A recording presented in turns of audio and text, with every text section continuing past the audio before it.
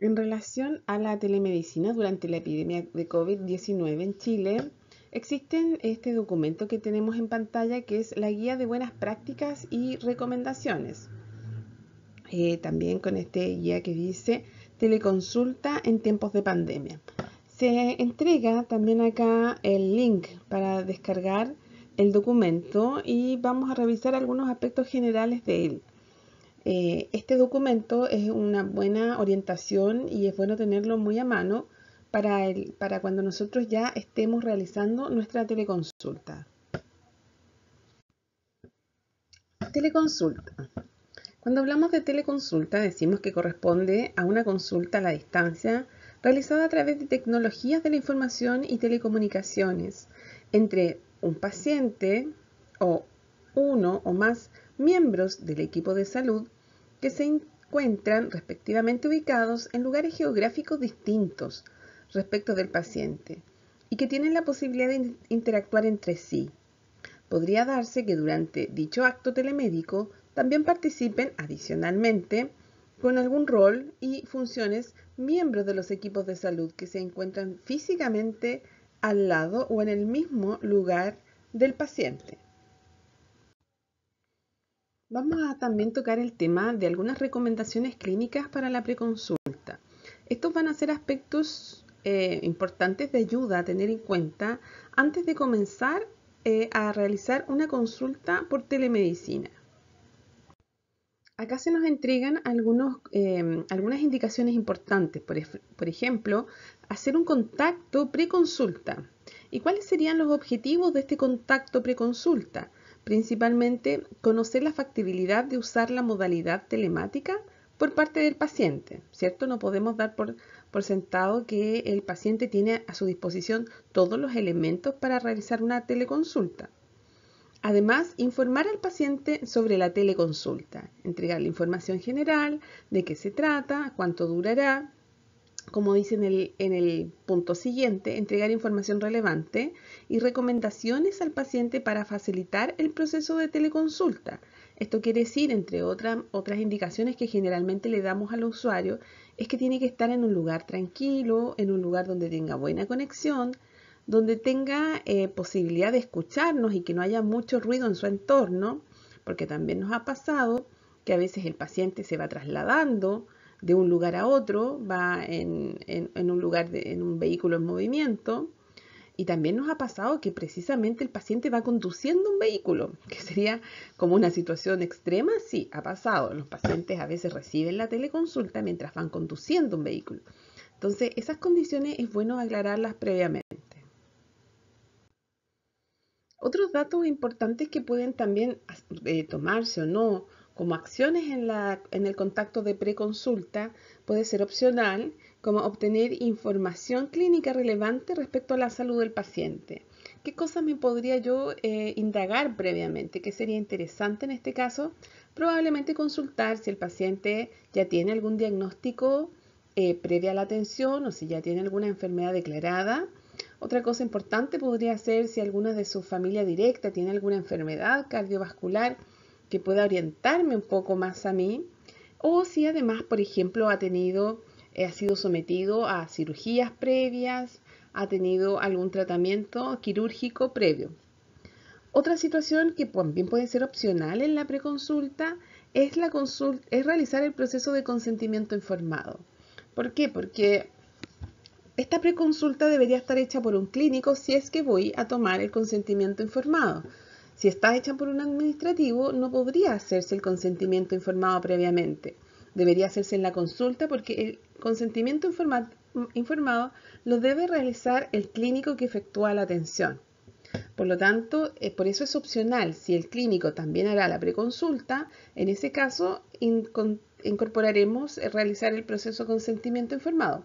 Si no es el clínico y es un administrativo o un colaborador, en este caso solamente se debería quedar hasta los puntos previos y dejarlo en el momento en que el paciente esté con el clínico que ejecuta la atención.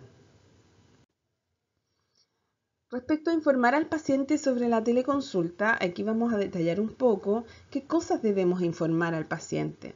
En este caso debemos asegurarnos de que nuestro paciente entienda cómo se desarrollará la teleconsulta, que reciban información en un lenguaje sencillo que le permita tener expectativas claras. Aquí hay muchas personas que pueden tener una idea distinta a lo que es una teleconsulta porque quizás nunca han pasado por esta experiencia. Lo importante es que nosotros podamos entregar esta información en un lenguaje sencillo. Además, que conozcan las otras opciones de atención y costos asociados, si es que corresponde o si es que las tenemos. Que conozcan el tiempo de duración esperada de la teleconsulta. Puede ser que hayan personas que tengan una expectativa de que puedan estar 2 horas con el clínico y la verdad es que esto también tienen tiempos acotados, por lo tanto es mejor decir cuál va a ser la duración de la consulta. Y además den su consentimiento, lo cual se puede realizar a través de una grabación de la aceptación verbal del paciente o esta modalidad al inicio de la consulta, de la teleconsulta. Como decíamos anteriormente, si es que es el clínico el que va a entregar esta información previa, lo puede pedir en el minuto el consentimiento informado. Y si es que no es el clínico, tendremos que esperar hasta que la persona sea atendida por el profesional para solicitarle el consentimiento informado. Y hay formas de obtener el consentimiento. En ese momento generalmente es el único momento que podemos grabar nosotros cuando pedimos el consentimiento del usuario. Es lo único que se graba en una teleconsulta por el respeto a la privacidad del usuario. Solamente grabamos el momento en que nosotros les explicamos el procedimiento, que este documento está estandarizado, lo que tenemos que explicarle nosotros al usuario, y grabamos el momento en que la persona dice acepto o confirmo o estoy conforme, estoy disponible, etc. Vamos a mencionar ahora algunas recomendaciones a los pacientes para aprovechar al máximo una consulta de telemedicina. Dentro de estas recomendaciones a los pacientes podemos decir que un aspecto importante es asegurarse que su dispositivo cuente con suficiente batería y conexión adecuada a Internet, porque nos ha pasado muchas veces que estamos en medio de la atención y aunque el dispositivo no llega a agotarse, sí, muchas veces esta se interrumpe porque el usuario nos solicita que debe buscar su cable para enchufar el dispositivo o también nos puede pasar a nosotros, pero suele pasar más a los pacientes que al equipo clínico. Idealmente realizar una prueba de conexión previa y del sistema que se utilizará para la teleconsulta. Y eso puede ser parte del contacto previo que se pueda tomar. Se puede, ojalá, considerar tener una agenda de prueba o conectarse unos minutos antes para revisar que todo funcione bien. Si la atención se realizará a través de una aplicación móvil, tenerla descargada en su teléfono o tablet antes de iniciar la atención. Eso también ha sido bastante frecuente, que el usuario muchas veces se demora en la conexión y después cuando nos entrega el motivo de su retraso es porque recién estaba un minuto antes o justo en la hora tratando de descargar la plataforma, por la que estaba anunciada la consulta. Además, mantenerse en un lugar apto para la consulta, ojalá silencioso y con buena iluminación.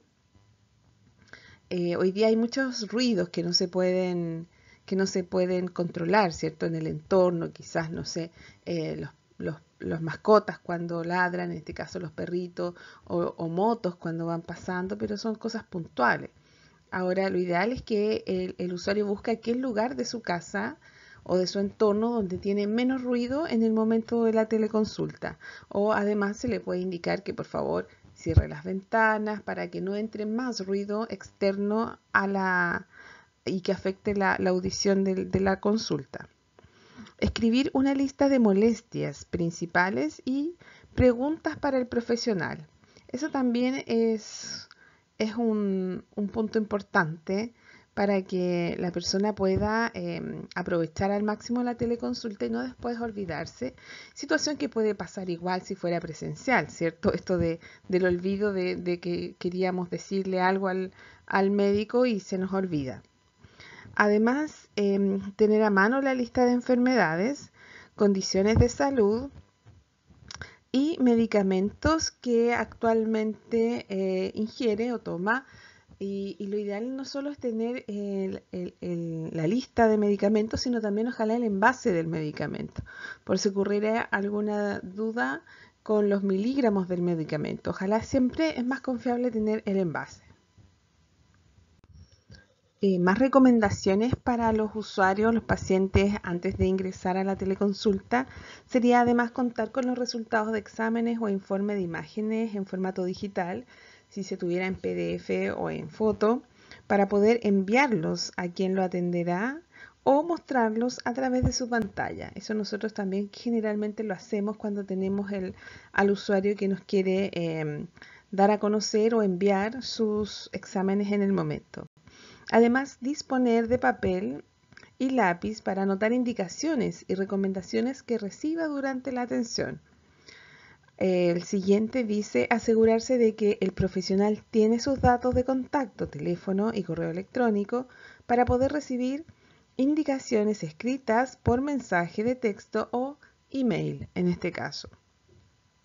Y además, finalmente, acompañamiento en usuarios menores de 18 años si corresponde, o adultos mayores u otros que requieran apoyo en la comprensión de la información, como problemas de visión, audición o baja escolaridad en algunos casos, entre otros. A continuación vamos a ver una serie de recomendaciones clínicas para la teleconsulta orientadas ahora a nosotros los profesionales que entregamos este servicio por telemedicina. Dentro de las recomendaciones entonces para el equipo clínico que va a desarrollar la teleconsulta, una de ellas es mantener privacidad y confidencialidad del paciente. Es importante corroborar la identidad del paciente mediante un mecanismo sencillo, como pedirle que diga su nombre, nos indique su RUT y fecha de nacimiento para así confirmar los datos con el registro disponible. Ha pasado, no es usual, pero ha pasado que a veces hay alcance de nombres con un paciente si solo pedimos su nombre y su apellido. Por lo tanto, es bueno corroborarlo también con el RUT y con la fecha de nacimiento. El profesional debe presentarse e indicar su nombre completo, su profesión y especialidad, así como la institución a la que pertenece. Y esta situación no es solo corresponde a la telemedicina, porque esta situación también está dentro de la ley de deberes y derechos del paciente, donde el usuario tiene el derecho a tener conocimiento de quién es el profesional que presta la atención. Además, asegurarse de que los pacientes que participen en teleconsulta lo hagan desde una habitación privada y tranquila, donde no se les interrumpa. Si nosotros a través de los primeros minutos de interacción con el usuario nos damos cuenta que está distraído, que no es el lugar recomendable, porque puede ser que a veces el usuario se conecta desde un lugar de comidas, por ejemplo, desde un mall, de un patio de comidas, o desde un lugar donde tiene mucha distracción, por ejemplo, desde una estación de metro, etc. Es ideal que nosotros le indiquemos al usuario que o se desplace rápidamente hacia un lugar más privado, donde no tenga las distracciones y donde podamos interactuar de mejor forma. Alertar también a otras personas en el lugar donde se encuentra el profesional de que se está haciendo una consulta de telesalud y pedir que no se le moleste para mantener la confidencialidad.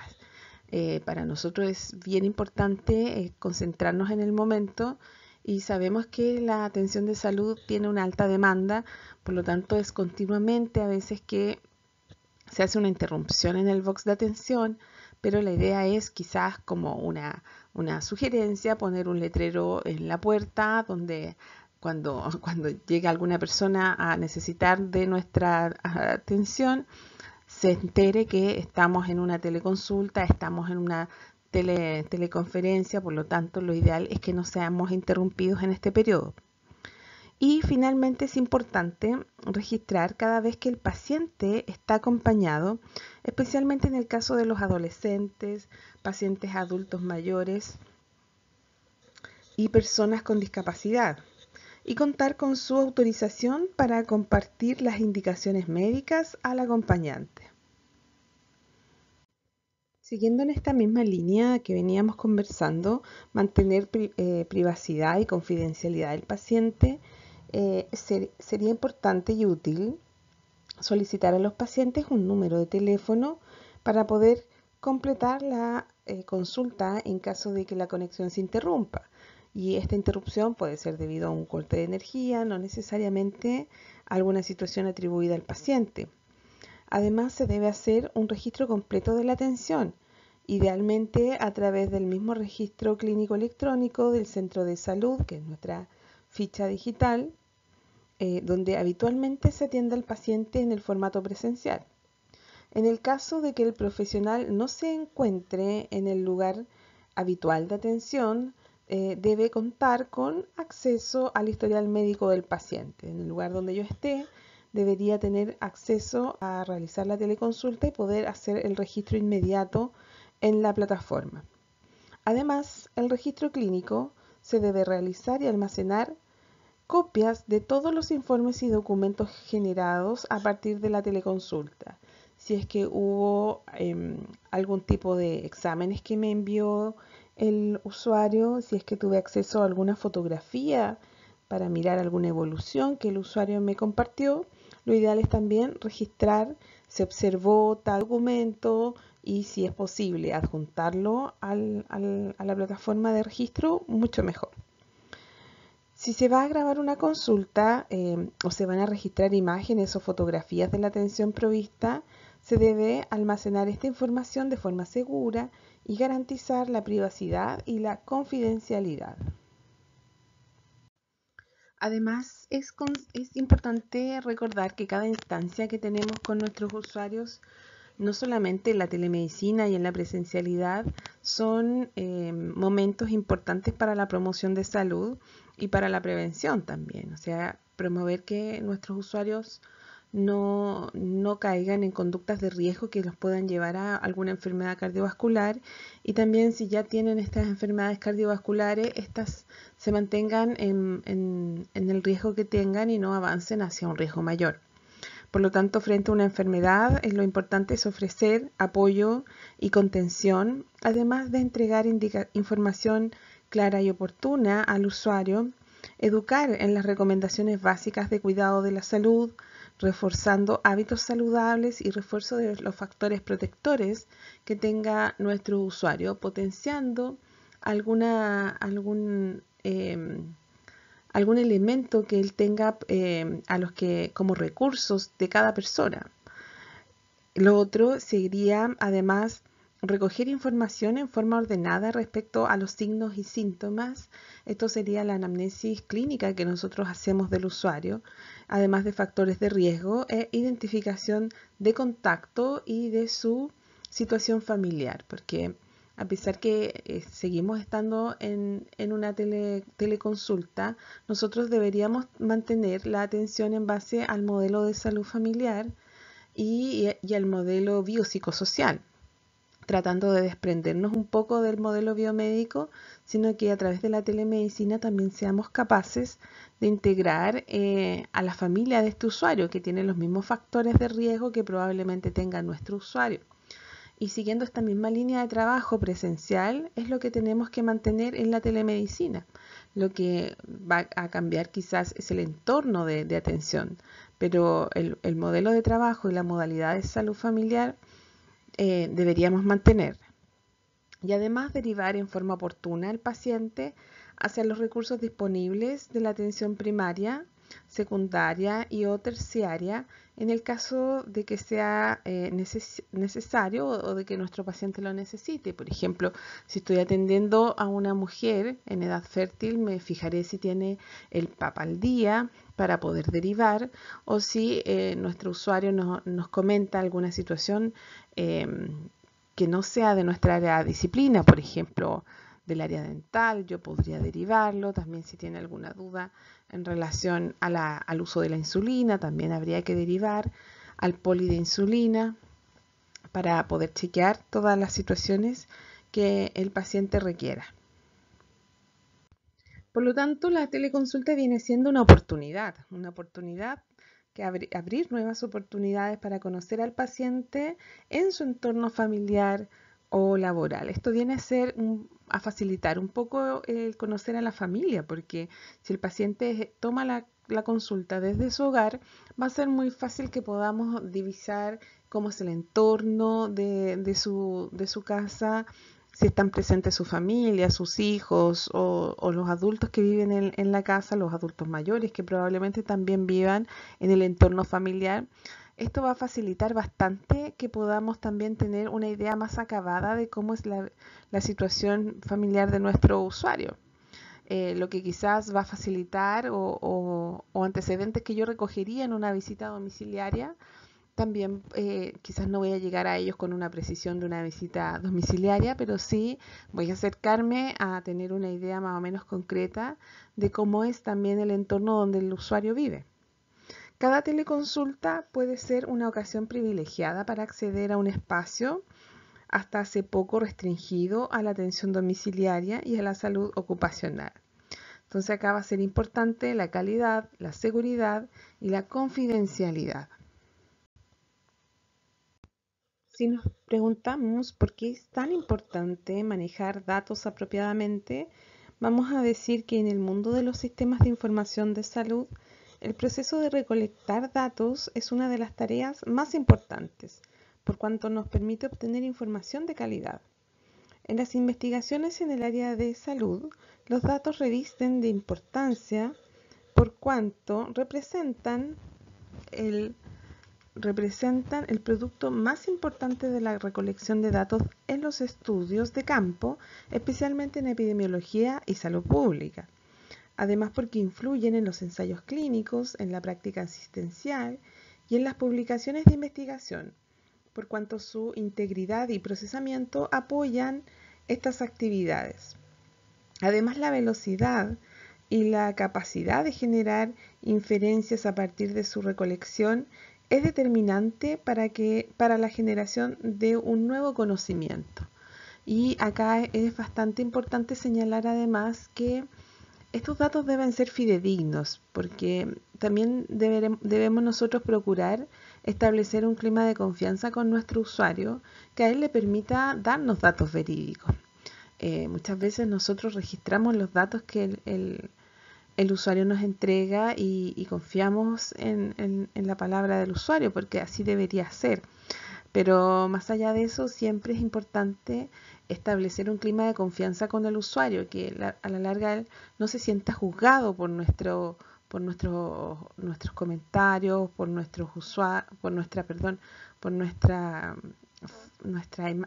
expresiones corporales, sino que creemos un ambiente en que el usuario se sienta relajado y no perseguido. Por lo tanto, así pueda entregar la información de forma certera. A modo de conocimiento general, también vamos a nombrar acá que existen plataformas web para crear y gestionar bases de datos y encuestas en líneas. Los sistemas de información para la salud es un mecanismo de gestión de sistemas interoperables con datos abiertos que provienen de distintas fuentes y que se utilizan éticamente a través de herramientas TICs, que son las tecnologías de la información y la comunicación también, que son efectivas, para generar información estratégica en beneficio de la salud pública. Entonces van a existir también otro tipo de plataformas web para generar esta información.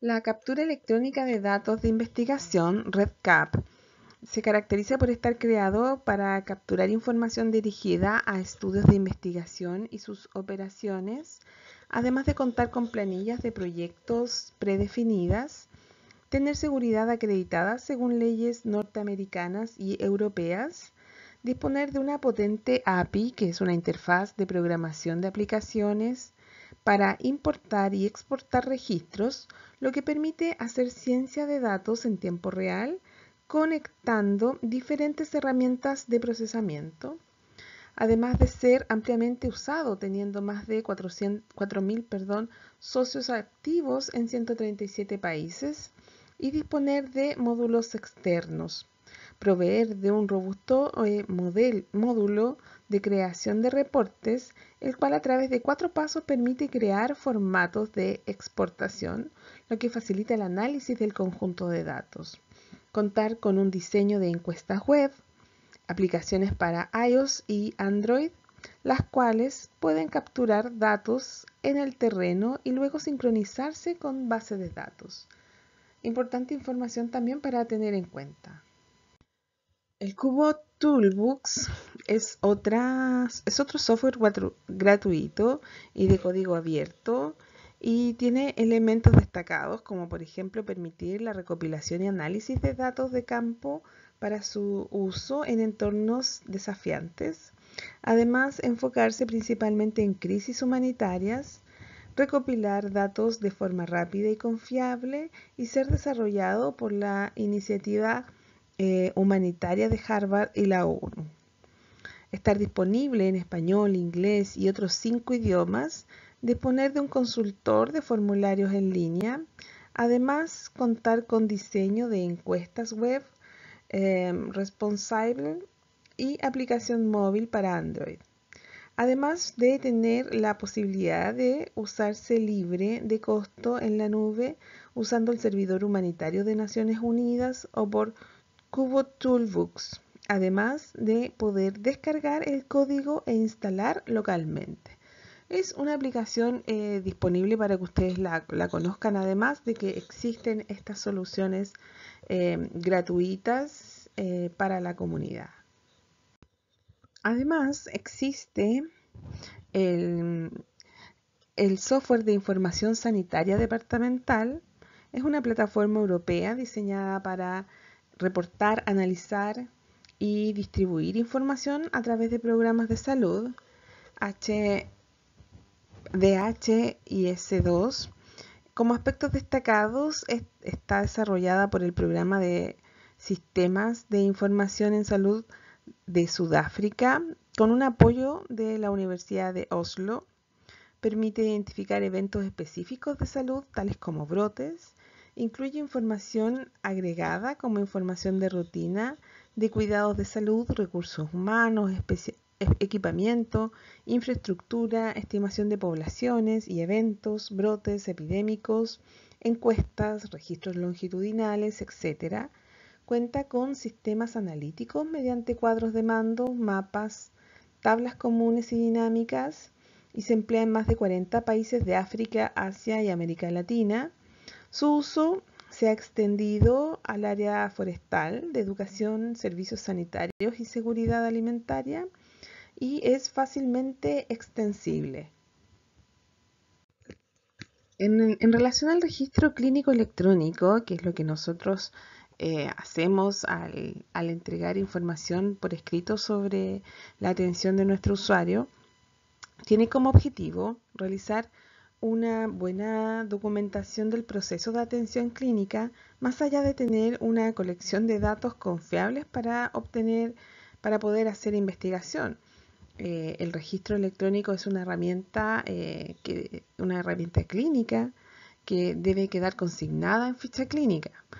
Hace tiempo, ya en el año 91, el Instituto de Medicina lo define y reseña la importancia de la historia clínica electrónica, en este caso como aquella que reside en un sistema electrónico específico diseñado para recolectar, almacenar, manipular y dar soportes a los usuarios en cuanto a proveer accesibilidad a datos seguros y completos, alertas, recordatorios y sistemas de soporte a la toma de decisiones, brindando información clínica importante para el cuidado de los pacientes.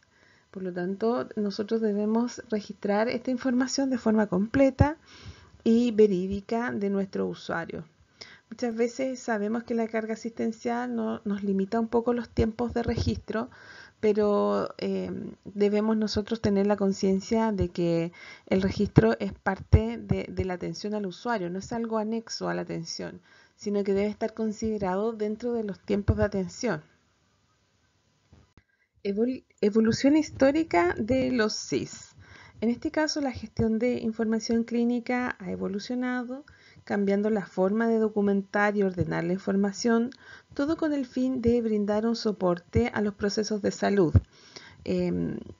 Hace un tiempo atrás, la mayoría de nuestros centros de salud trabajaba con la ficha en formato papel, y hoy día gran parte de nuestros servicios han avanzado a la ficha electrónica digital, reconociendo además que existen algunos centros de salud, sobre todo orientados a las postas rurales, que todavía se manejan en formato escrito. Un SIS es un sistema de información clínica o sistema de información en salud. Es un software que automatiza y gestiona la información de salud del paciente, incluyendo las historias clínicas, citas, diagnósticos, tratamientos y medicamentos. Estos sistemas buscan mejorar la seguridad del paciente, la eficiencia en la atención y a la comunicación entre los profesionales de salud, almacenando tanto datos clínicos como administrativos.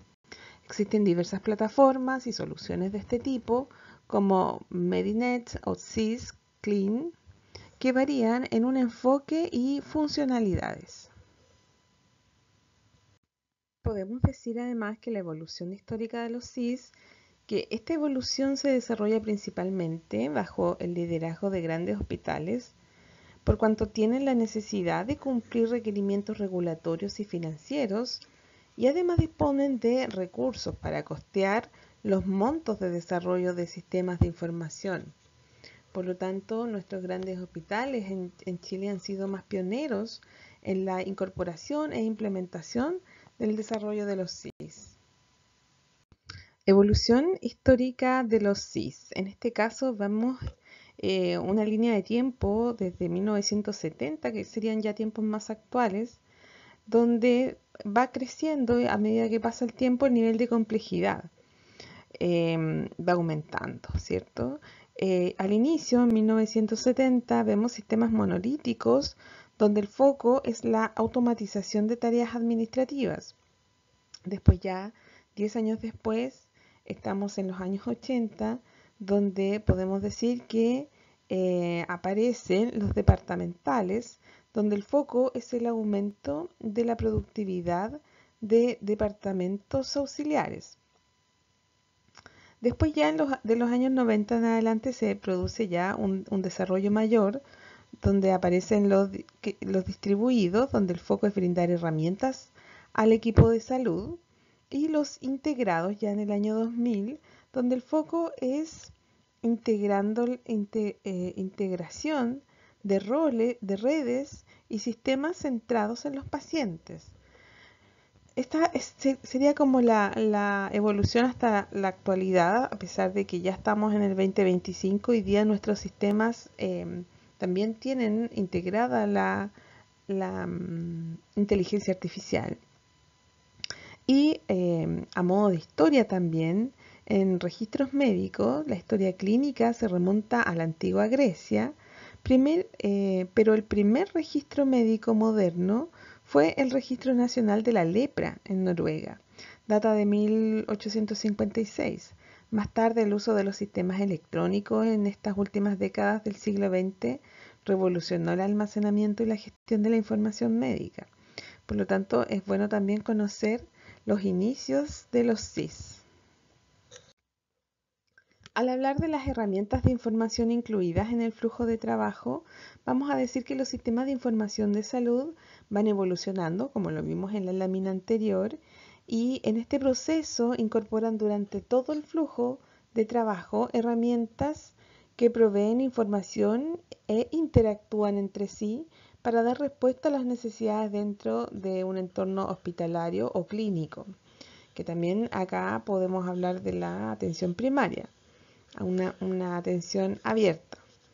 Las herramientas más destacadas son las notas, los medicamentos, resultados, interconsultas, signos vitales, alertas y diagnósticos. Son datos que nosotros utilizamos en la práctica diaria. Clasificación de los registros clínicos electrónicos. La evolución de los sistemas integrados de información ha impulsado a su vez a la mejora en la forma de presentar de manera integrada la información. Generalmente, los registros clínicos electrónicos se clasifican en dos tipos.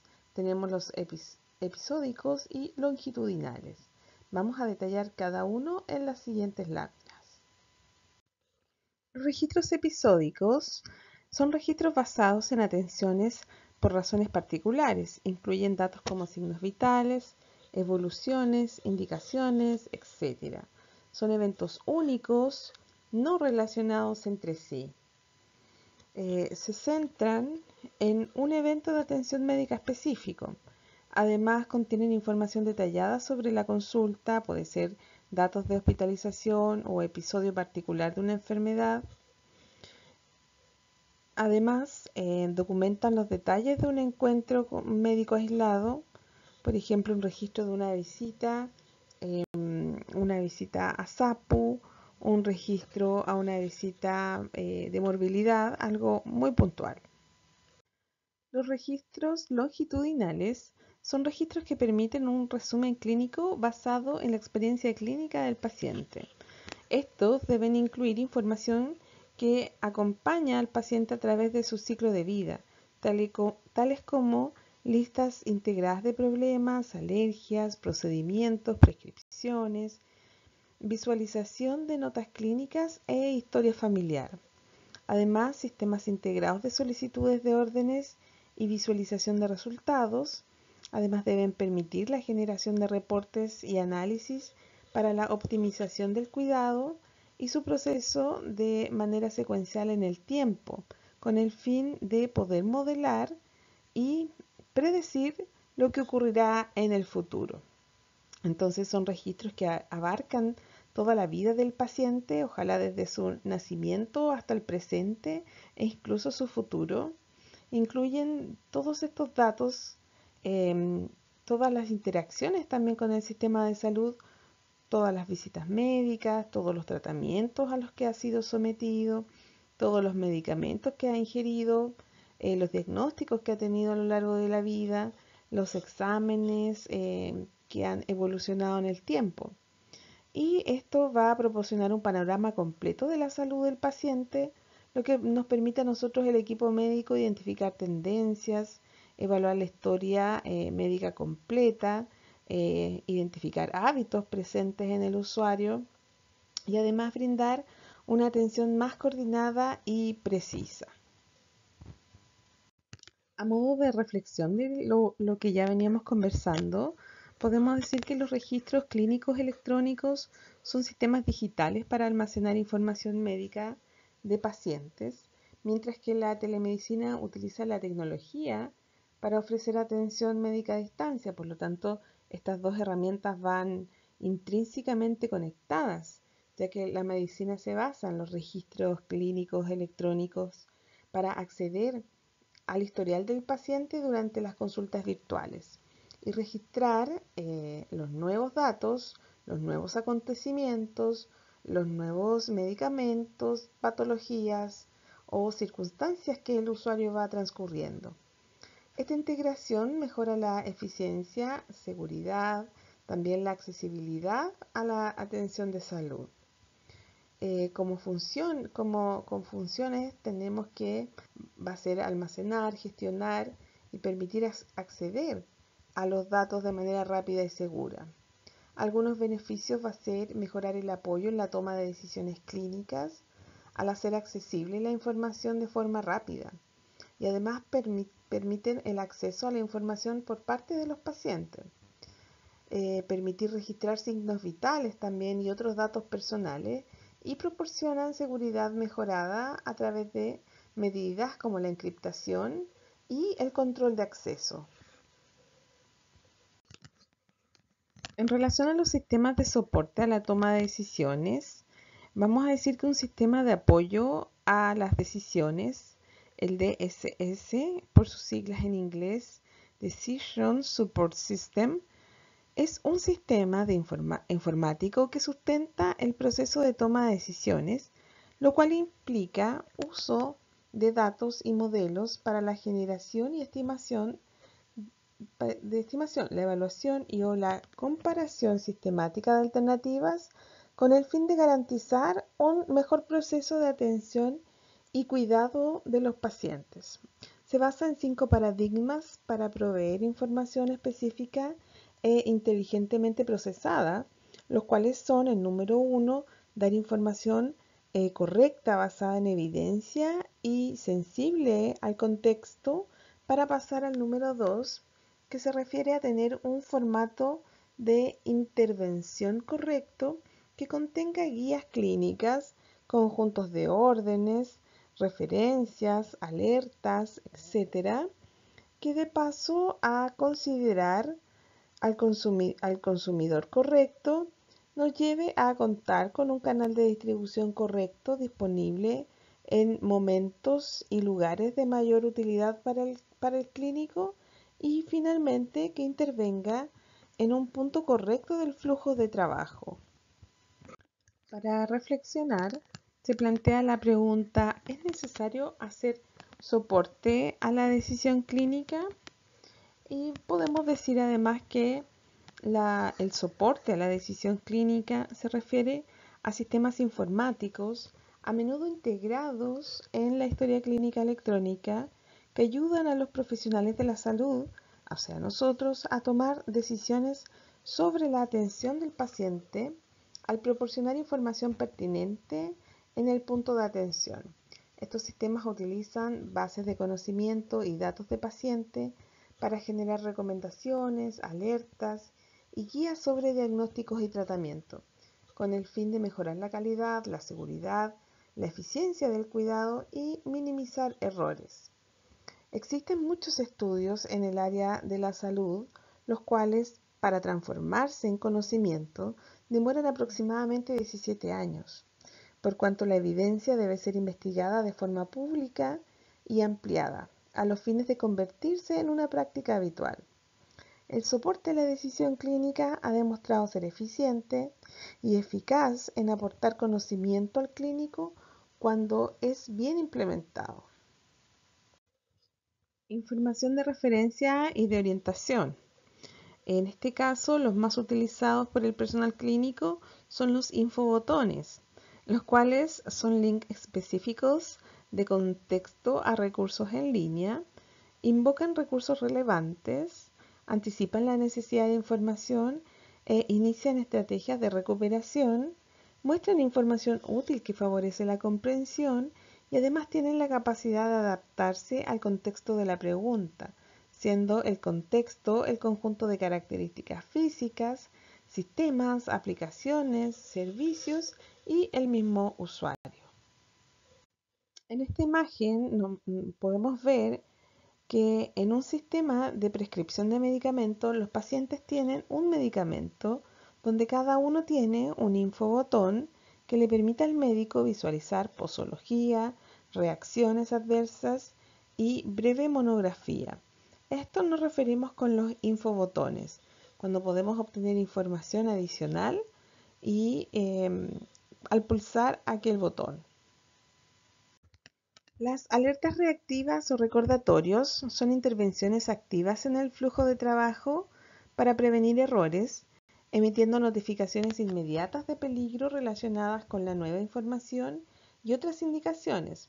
Por ejemplo, las más utilizadas y que yo creo que ustedes también recuerdan o están ahora recordando, son alergias a medicamentos, interacciones entre medicamentos, sobredosis o dosis subterapéuticas, vía incorrecta de administración, contraindicaciones específicas para el paciente, duplicación inapropiada de medicamentos, exámenes incorrectos para ciertas enfermedades, notificación de resultados críticos, notificación solicitada por usuario cuando un resultado está disponible.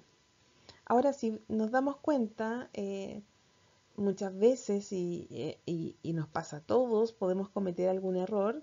Afortunadamente, estas alertas cumplen la función de alerta, exactamente como la palabra lo dice. Estas alertas nos previenen a veces de avanzar en un error que podría traducirse en un riesgo para la salud del usuario. Así es que es conveniente ponerle también atención a las alertas. En esta imagen nos muestra que en el caso de tener un paciente que se le indica naproxeno y este tiene una alergia probable a los antiinflamatorios no esteroideos, donde su reacción es la angioedema, el sistema genera esta alerta. No obstante, el clínico tiene la posibilidad de elegir e indicar si este paciente no tiene esta alergia y si es que ha tomado el medicamento sin reacciones alérgicas o su riesgo de sensibilidad cruzada es menor y no hay alternativas razonables para poder modificar la prescripción. Por lo tanto, esto también nos lleva a tener un razonamiento para comprender en forma profunda si hubiera o no hubiera alguna reacción importante para el paciente.